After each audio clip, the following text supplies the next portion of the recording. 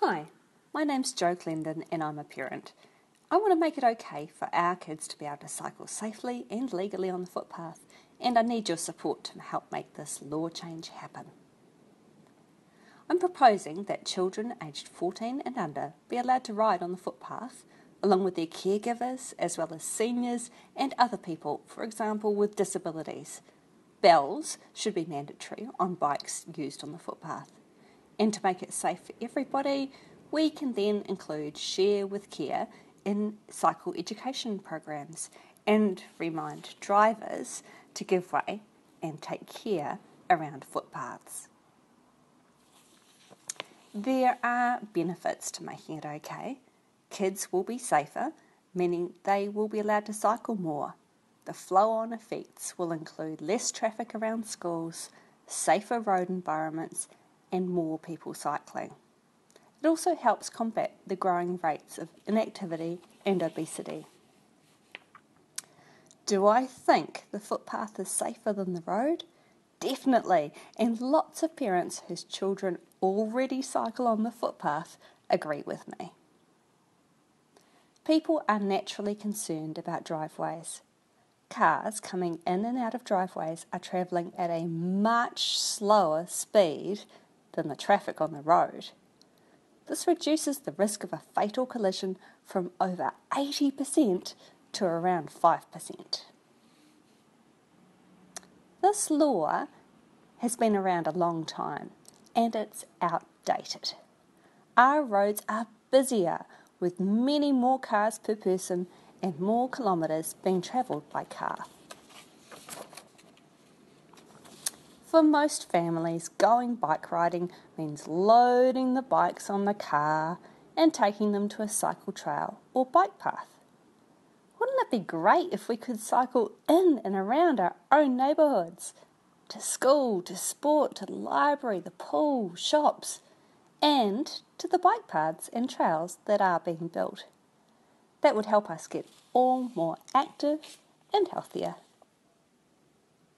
In Australia, kids under 12 can cycle on the footpath, and their accompanying adults can too. In 3 states, everyone can cycle on the footpath. There are very few accidents between pedestrians and cyclists. In New Zealand, you can only ride on the footpath if your wheels are tiny or if you're delivering newspapers or junk mail. We also have the second highest rate of child traffic-related road deaths in the OECD. Ours is 50% higher than Australia's. There is so much room for improvement. Child's rights to be kept safely away from traffic have been ignored too long and need to be addressed. How cool would it be if it was okay for our kids to cycle to school? Studies of kids indicate that they'd love to be able to cycle to school and use the footpath. Have you noticed the reduction in traffic that happens during the school holidays?